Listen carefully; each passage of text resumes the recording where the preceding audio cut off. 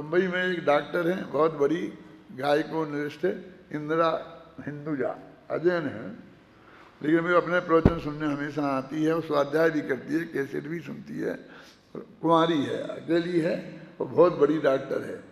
ये जो test tube baby दुनिया में सबसे पहले उसने पैदा किया था, मतलब आप समझ लो कितनी बड़ी डॉक्टर है। तो वो बार बार मेरे से सब पूछती, जैसे सारी प्रक्रिया में कैसे क्या करना। तो मैंने उसको एक दफ़ा उसने अपने घर पे कार्यक्रम रखा और 10-20 डॉक्टरों को इकट्ठा किया, हमारा भोजन रखा वहीं और वहीं से फिर प्रवचन रखा, 2 घंटे चर्चा वार्ता सब रखी। तो वो बार बार प्रश्न करे कि ऐसा कैसे ऐसा। तो मैंने उसे ये समझाया कि तुम एक एक बात जानती हो कि जब बच्चा गर्भ में आता है तो 1 दिन का होता है तो कैसा होता है, 2 दिन का होता है तो कैसा, 3, पूरा महीने महीने के तो तुमने वो बनाकर उस प्रदर्शनी में रख दिए हैं और हम लोग जाकर के भी देखते हैं कि 1 महीने में कैसा होगा, दूसरे महीने में कैसा, बताते हैं ना। लेकिन वो एक एक दिन के भी बन सकते हैं। अंतर तो एक एक दिन में रोजाना पड़ता है ना, उसमें वो बढ़ता है। तो तुम इतनी बारीकी से उसे जानती हो, क्या करती हो उसमें, तुम भी कुछ नहीं कर सकती हो और वो लड़की भी कुछ नहीं कर सकती जिसके माँ के पेट में बच्चा है।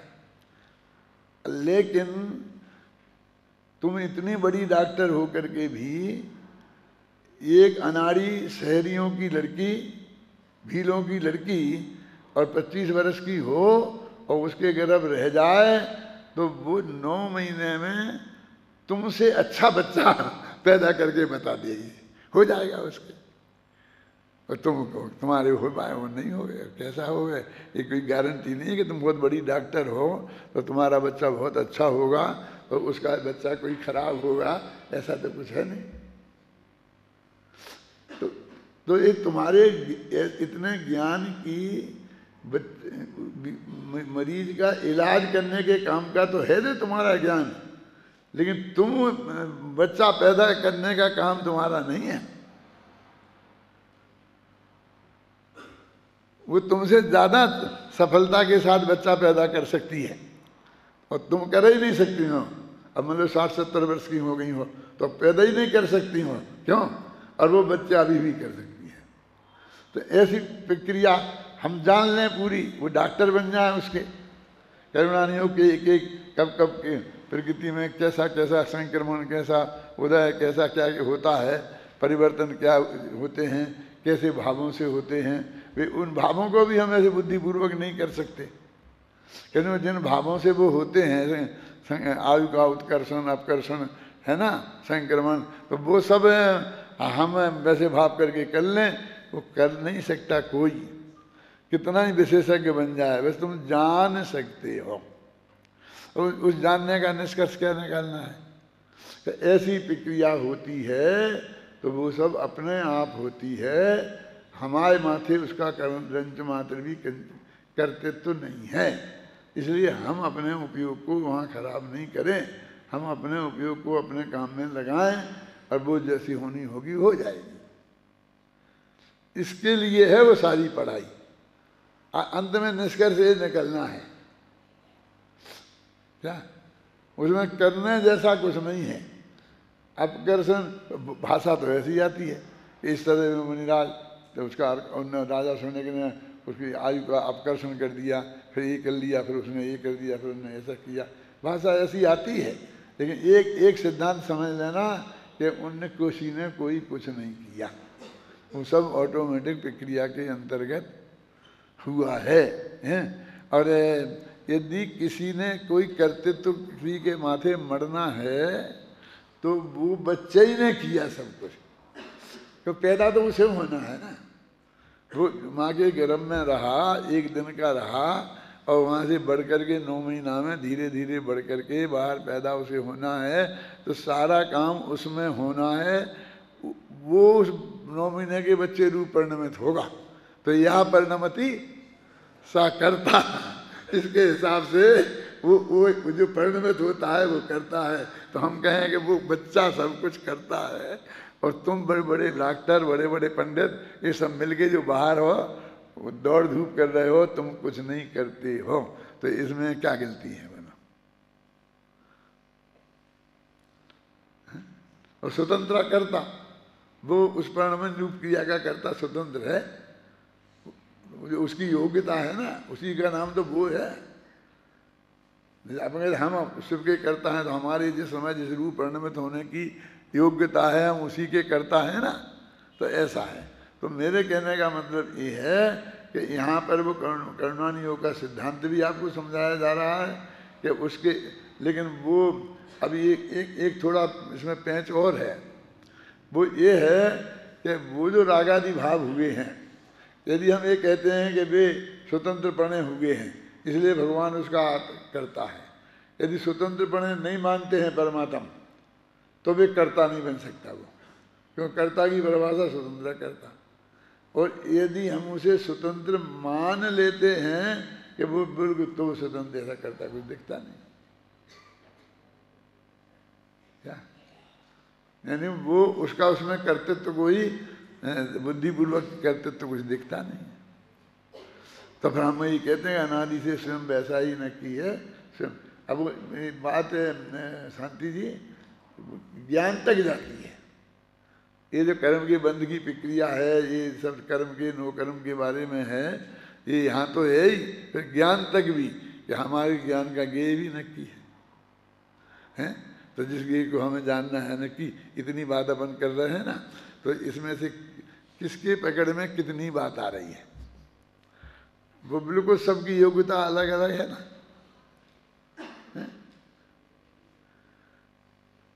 और अभी मेरे से पूछते कि आप क्या समझाओगे इस गाथा में, तो हम ये थोड़ी बताते कि यही समझाएंगे। जो आनंद निकलना था वो निकल रहा है। जो आपके ज्ञान में परिणमित होना है, वो जितने वो जमीन है, जैसी जमीन में वो पड़ा है, जो बीज वहाँ पड़ा हुआ है वो उग जाएगा, उसके फूल पत्ती फल सब उसमें लग जाएंगे। उसमें तुम्हारी कुछ बढ़िया सब्जियाँ भी लग सकती हैं, और व्यर्थ की चीज़ें भी लग सकती हैं, और जहरीले फूल भी लग सकते हैं। वे अपने आप विचित्रता को प्राप्त हो जाते हैं ना। ऐसे ही यहाँ भी सब विचित्रता से, अब हमको लगता था कि हम अपने ज्ञान को थोड़ा समझ लेंगे कैलाश जी, अब वो भी गए काम से। क्या? क्योंकि वो ज्ञान का गेय भी नक्की है। इस वक्त किसके ज्ञान का क्या गेय बनने वाला है, ये अनादिकाल से नक्की है। अनादिकाल से कहने की क्या जरूरत है? 10 दिन पहले नक्की हुआ हो तो दोनों का परिणाम तो एक ही है ना। क्या हमें समझ में है ना? नहीं, अंतर है। क्योंकि 10 दिन पहले नक्की हुए तो फिर हम माथा मारेंगे कि हम 10 दिन पहले से वहाँ पर उसमें हस्तक्षेप कर लें कुछ। कि भाई पेपर बनता है तो 6 महीना पहले तो बनता ही नहीं है। जब ये कापी मापी बन जाती हैं तब मान लो जनवरी में, मार्च में परीक्षाएं होनी हैं तो जनवरी में पेपर बनता है। यदि हम आपको ऐसा कहें तो आप कहेंगे जनवरी में कोशिश करूँगा, पता लगाऊंगा किसने बनाया, क्या किया, कैसे किया, है ना। और हम कहते हैं अनादि से बना आया है। क्यों? सचमुच बोलो, वो पेपर अनादि से बनना नक्की था कि नहीं था? यदि हमने क्रमबद्ध पर्याय सिद्धांत को समझा है तो फिर आप कोई कोशिश नहीं करते हो कि जब अनादि से बना हुआ है तो बन सकते हो। मैं पूछता हूँ कि केवल ज्ञानी आउट करना चाहें उसे, तो जब वो बनेगा तब आउट करेंगे। अभी तो बना ही नहीं है तो आउट कैसे करें? वे तो बनने के पहले भी जान लेंगे ना। इसका मतलब कैसा बनना है वो सब नक्की है ना। एक सिद्धांत तो समझा तुम, क्या कितनी गहरी बात है। अब इसमें हमको अनंत पराधीनता दिखती है। जैसे कुछ नहीं, हम तो एक मशीन के ऐसे पुर्जा हैं कि बीच में जैसे खिलौना जैसे लगते हैं, हम जाते हैं। और इसमें यदि बहुत अनंत आज़ादी दिखे कि हमारे माथे पे कुछ रहा ही नहीं है। मान लो जो गलती से यहाँ आ गए हैं और डॉक्टर इंजीनियर बनने के लिए जाना चाहते थे, तब वे पछता रहे, कभी आ गए यहाँ बेकार। पछताना बेकार है। क्यों? यही बनना था पहले से, ये था केवली के ज्ञान में ये आया था, तुम्हारे हाथ में था क्या? तुम तो बिल्कुल उसी के समान परिणमित हुआ। तुम्हारे माँ बाप तुम्हें ले गए थे, तुम भाग गए थे, चले गए थे, और फिर बीच में से एकदम ना क्या सूझी तो लौट के दौड़ के आ गए, वो घुस गए। ऐसा होता है कि नहीं होता है? वो नेमीचंद ने सुनाया था तुम्हारे लिए उस दिन किस्सा। एक लड़का आया था, हमारे लिए लड़का है, तुम्हारे लिए तो प्रोफेसर है, 30 साल की सर्विस होगी उसकी।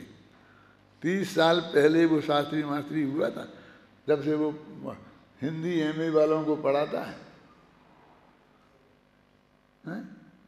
वो उसके माँ विरुद्ध, बाप विरुद्ध, मामा विरुद्ध, घर के विरुद्ध, परिवार के विरुद्ध, जाति के विरुद्ध, गांव के, सब विरुद्ध में। और एक थैला लेके यहाँ आ गया, थैला में एक ऐसी ऐसी तौलिया भी नहीं थी, एक रूमाल भी नहीं था, समझिए ना, कुछ नहीं था। क्या होगा कल, यदि भर्ती नहीं किया तो क्या होगा, ऐसा भी उसे पता नहीं था कि यहाँ जाके रोटियों की व्यवस्था है, भर्ती हो जाऊंगा तो रोटियों की व्यवस्था हो जाएगी, ख्याल में आई ना, आ गया था। क्यों? क्योंकि उसे इस रूप परिणमित होना था।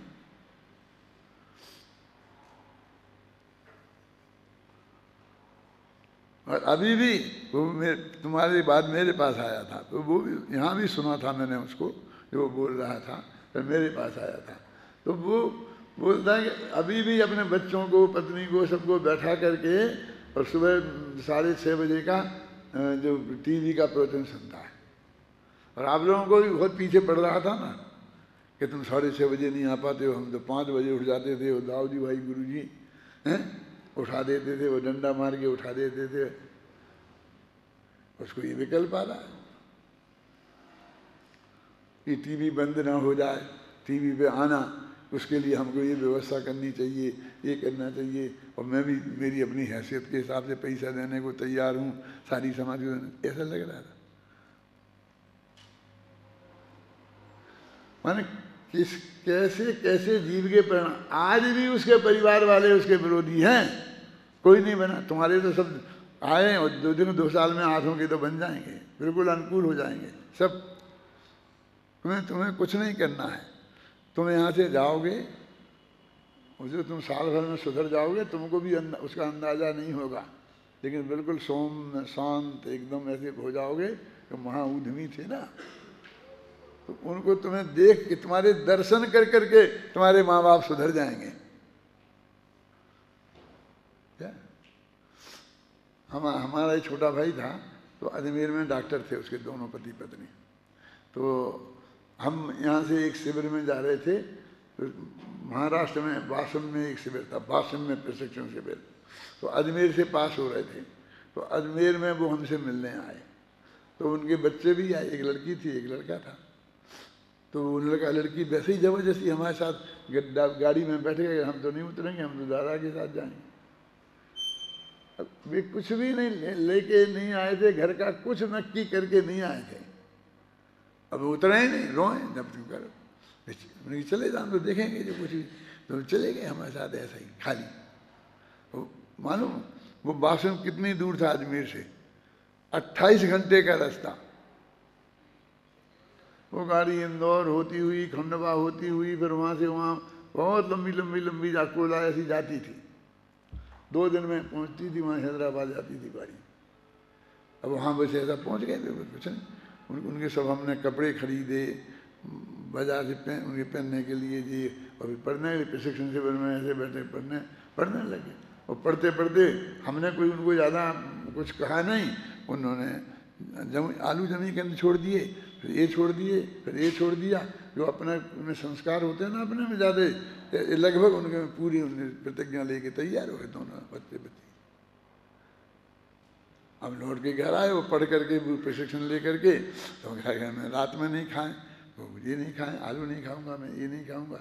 मैं कहीं ये क्या हो गया, माँ बाप खाते थे।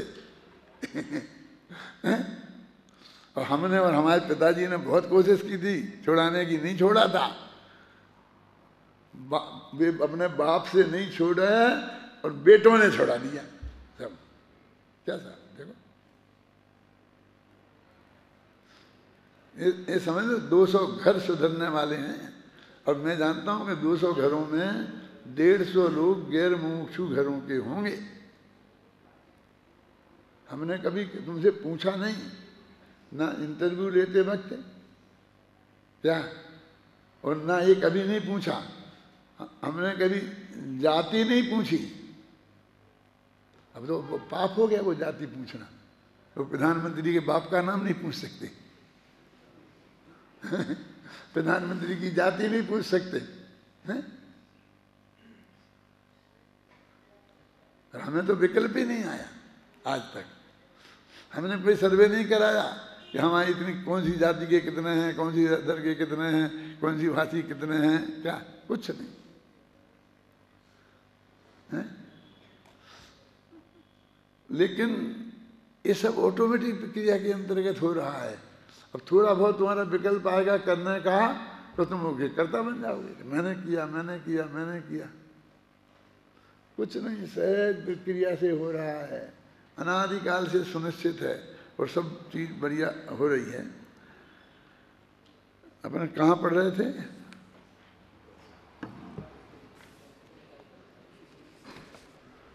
कौन सा पेज है? पेज निकालो। मैं 362। हाँ हाँ, मेघ जल, हाँ मेघ जल के संयोग से बता रहा हूँ मैं। वो इनने उदाहरण दिया ना, पानी गिरा ऊपर से, नीचे मिट्टी थी, उसमें बीज बीज पड़े थे जिसके किसी ने डाले नहीं थे, वे अपने आप उग गए और विचित्रता रूप परिणमित हो गए। किसने किया? ऐसे ही ये सब हो रहा है। कौन है इसका करता है? अमृत चंद्र ने तो ऐसा लिखा कि तुम मोह से नाचोगे, मेरे से मैंने बनाई है ये कह करके। तो मैं भी ऐसा कह सकता हूँ कि तुम लोग बाद में मोह में नाचोगे कि दादा ने इतना ऐसा ऐसा किया, इतना विद्यालय खोला, इतने विद्वान तैयार किए। क्या किया हमने? तुम में यदि वो पात्रता नहीं होती कि नहीं होगी तो हम कुछ नहीं कर सकते हैं। हम तुम लोग डायरेक्ट तो कुछ करते ही नहीं हैं। जो भी ये बात समझाते हैं तो सबको समझाते हैं।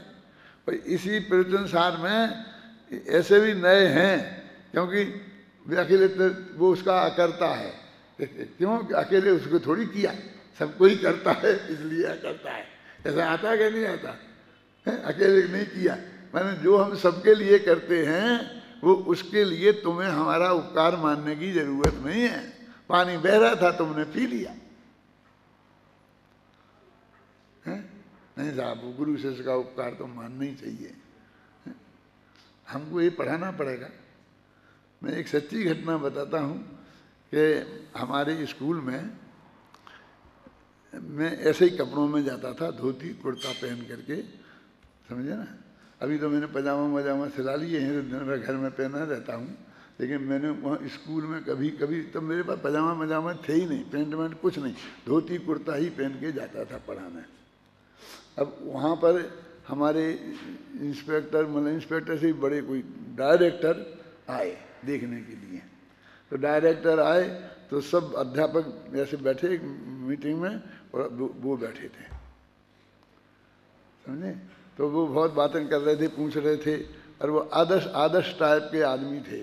उनका नाम तेलंग थे, वो कोई तेलंग था नाम उनका। तो बोले आपने विद्यार्थियों को ये सिखाया है? मैंने वो आए तो किसी ने उन्हें नमस्ते नहीं किया था। कल आए विद्यार्थी खड़े थे लाइन से, तो किसी ने उन्हें नमस्ते नहीं किया था, समझे ना। और वे आके बैठ गए। तो वो आते ही उनको ये शिकायत थी कि तुमने विद्यार्थियों को, कोई मेहमान आता है तो अध्यापक आता है तो उनको तुमने नमस्ते करना तक नहीं सिखाया। तो वो इस बात पे भाषण दे रहे थे, तो सब हमारे अध्यापक सुन रहे थे। तो मेरे से नहीं रहा गया। तो मैंने कहा कि साहब हम ये पढ़ाएं कि तुम हमें नमस्कार किया करें।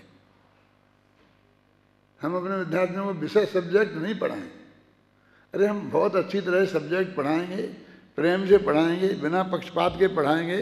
कोई हमारा कैरेक्टर बढ़िया होगा तो अपने आप भी हमें तो कोई शिकायत आज तक नहीं हुई कि हमें किसी ने नमस्कार नहीं किया है। हमको तो ये पढ़ाना नहीं पड़ा, हम तो रोकते हैं। यहाँ से वहाँ तक जाते हैं, घूमना मुश्किल है। वो हर जो लड़का मिलता है वो पैर पड़ता है। दूर से मैं कहता हूँ ठीक है, इसने पढ़ लिया, तुम्हारा भी हो गया क्योंकि मेरे घूमना मुश्किल हो जाता है। फिर मैं घूमने इधर नहीं घूमूँ, बाहर जाऊँ, और उसकी मेरी पोजीशन है नहीं कि मैं बाहर जाऊँ, समझ में है ना, तो घर के अंदर ही घूमता रहूँ। तो मैं ऐसा भाव मेरा तब था क्या कि हमें ये सिखाएं, हमें अपने बच्चों से कहना पड़े, विद्यार्थियों से, कि तुम हमारी विनय किया करे, नमस्कार किया करे। मैंने कल भी कहा था कि इतना सुंदर शांति कहीं में विद्यार्थियों में होती नहीं जितनी शांति से हम आप लोगों के बीच में यहाँ रहते हैं, है ना। तो ये तो अभी आप बताइए, तो वो धोती कुर्ता में देखा एक आदमी को, और जो ये ऐसा बोल रहा था, तो वो बोला ये कौन है क्या, ये कौन है मैंने उसे भरोसा नहीं हुआ कि ये अध्यापक है, और इनमें इन अध्यापकों में ये है, क्योंकि मेरे सामने ऐसी बोलने की हिम्मत कर रहा है। उन्हें तो बहुत असंभव काम लग रहा था जो उनसे ऐसा क्रॉस क्वेश्चन करे। लोग हाँ हाँ अच्छा अध्यापक हैं, अध्यापक हैं, क्या हिंदी संस्कृत पढ़ाते हैं, ये अध्यापक कब पकड़ के ले आए हो, ऐसा बोला। अभी पकड़ के ले आए हो ना, तुम्हारे हिंदी संस्कृत अध्यापक नहीं था तुम्हारे यहाँ, तो निरीक्षण होता तो इन्हें तुम बाजार से पकड़ के ले आए हो, ऐसा वो बोला कि नहीं नहीं साहब जी 5 साल से पढ़ाते हैं तो बोला मैंने साहब आप ऐसा नहीं है। अब उनने समझा मालूम कौन आदमी आया है, आप कोई व्यवस्थित ढंग से आते, आपको सूचना देते पहले, और हम दरवाजे पे आपका स्वागत करने खड़े होते, तो जब फिर आप आते और हमारे विद्यार्थी फिर आपको नमस्कार नहीं करते तो आप शिकायत कर सकते थे। आप ऐसे ही आ गए बिना सूचना के अचानक। उनने ऐसे निरीक्षण करने की सोची, तो जैसे हर कोई आदमी आएगा तो उसके चरणों में थोड़ी लौटने लग जाएंगे हमारे विद्यार्थी फिर तो वो रोजीना यही काम करते रहेंगे ना, वो नेचुरल नहीं। हम ये सिखाएं, हमको ये सिखाना पड़ता है कि गुरु की विनय कैसी होनी चाहिए, इसकी विनय कैसी होना चाहिए। अपने तो उसमें भी लिखा कि जिनेंद्र भगवान की मूर्ति की सम्मान वैसा होना चाहिए जैसा समूषण में विराजमान भगवान का होता है। ये पंक्ति लिखी क्या नहीं लिखी, तुमने पढ़ी, सुनी किसी ने? तो पढ़ते तो रोजाना हो तुम, फिर कल ध्यान से सुनना है। हाँ है लिखा ना कि वो भगवान समूषण में जैसे विराजमान हैं, हमारी दिगंबर मूर्ति भी प्रतिष्ठित यदि मूर्ति है तो वैसी ही विनय के योग्य है। और उसमें हम ये कहना चाहते हैं कि तुम मंदिर में भगवान समूषण में बैठे होते तो ले जा करके उनके माथे पे दूध का कलसा ढोल देते, 1 किलो दही डाल देते, ऐसा करते क्या? तो यहाँ कैसे कर सकते हो आप?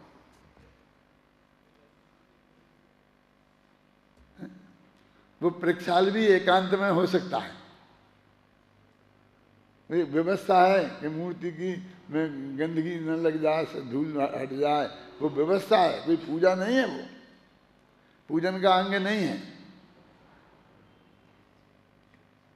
उनकी विनय वैसी ही होनी चाहिए। और जब हम मूर्ति की प्रक्षाल सफाई करते हैं तो वैसी विनय उस वक्त नहीं हो पाती, क्योंकि हम जिनेंद्र भगवान की मूर्ति के सामने कैसे जल डाल सकते? जब मुनिराज के माथे पर नहीं डाल सकते, समूषण में बैठे जिनेंद्र भगवान जल नहीं ढोल सकते, तुम तो दूध की बात करते हो।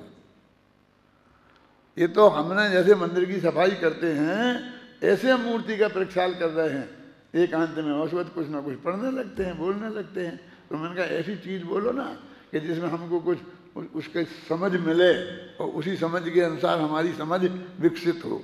तो यहाँ वहाँ की दूसरी बातें क्यों बोलो? तो ये हम तो ये स्वरूप तो हम बता सकते हैं कि कैसा स्वरूप होता है, लेकिन तुम ये करो ये हमें कहना पड़े ये उचित नहीं। ये सारी व्यवस्था ऑटोमेटिक होती है। पढ़ो, वो जो होगा ना, ऊपर से गिरे था ना पानी और नीचे सब वो हो गया था, उसी के अनुसार ये ज्ञान वर्णादि कर्म बनते रहते हैं। अब बंध की प्रक्रिया को बता रहे, और आत्मा अनुरागादि भावों का करता है। और लेकिन ये जो प्रक्रिया पूरी संपन्न हुई उसका करता आत्मा नहीं है। अब पढ़ो, जे ब्लैक खत्म हो गया था ना, उसके बाद का पढ़ो।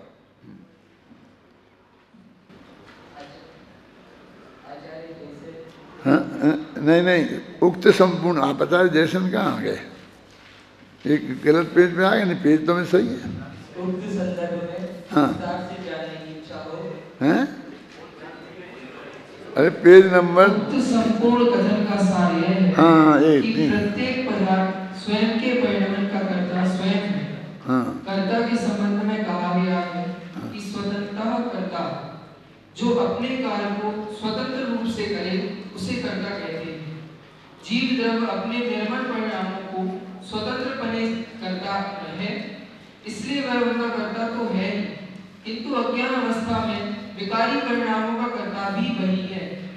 यद्यपि विकारी भावों में कर्मोदय निमित्त होता है, तथापि वह कर्मोदय तो मात्र निमित्त ही है, कर्ता नहीं। तात्पर्य यह है कि वास्तविक कर्ता तो उपादान ही होता है। कहा गया है कि यह परिणमति सा कर्ता, जो परिणमित होता है वही कर्ता होता है। मैंने नक्की कह दिया कि जो परिणमित होता है उसको ही कर्ता कहते हैं, और एक कर्ता नहीं है, निमित्त मात्र है।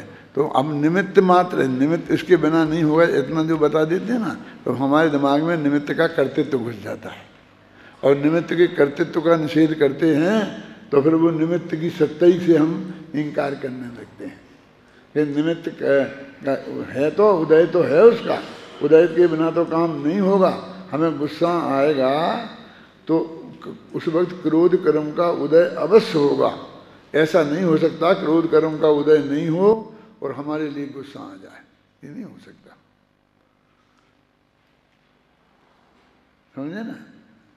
उस वक्त क्रोध कर्म का उदय अवश्य होगा, लेकिन हम ये कहकर कि वो क्रोध कर्म उसका करता है तो आगामी कर्म बंद उसे होना चाहिए, उसे नहीं होगा।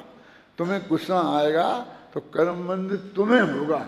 इसका मतलब ये है कि कर्ता तुमको माना गया, जो करे वही भोगे ना। बंद किसको हुआ? शांति जी, जिसने राग क्रोध किया उसको हुआ ना, जो कर्म उदय में आया उसको तो नहीं हुआ ना। इसलिए उदय निमित्त होगा और जो क्रोध रूप परिणमित होगा कर्ता वो होगा। ये हो गया। अभी अंतिम पैरा पढ़ा हूँ। इस प्रकार यह सुनिश्चित होता है कि ज्ञानी जीव ज्ञान भाव का करता है और अज्ञानी जीव अज्ञान भाव का करता है। इसे इस प्रकार भी कह सकते हैं कि यह जीव ज्ञानावस्था में ज्ञान भावों का और अज्ञान अवस्था में अज्ञान भावों का करता है। भाव कर्म जीव के विकारी परिणाम है, अतः अज्ञान अवस्था में वह उनका करता है, और द्रव्य कर्म पौद्गलिक कारण वर्गणाओं के कारण है, अतः उनका कर्ता उद्गल ही है, जीव नहीं। कहा भी है, ज्ञान भाव ज्ञानी करे अज्ञानी अज्ञान, कर्म कर्म पुद्गल करे यह निश्चय परमान। ज्ञानी ज्ञान भावों का व अज्ञानी अज्ञान भावों का करता है, और पौद्गलिक द्रव्य कर्मों का कर्ता पुद्गल है, यह निश्चय का कथन है। अभी इस तरह इतना अपन ने पढ़ लिया, समय हो गया। अब यहाँ प्रश्न है, यहाँ से कल पढ़ेंगे।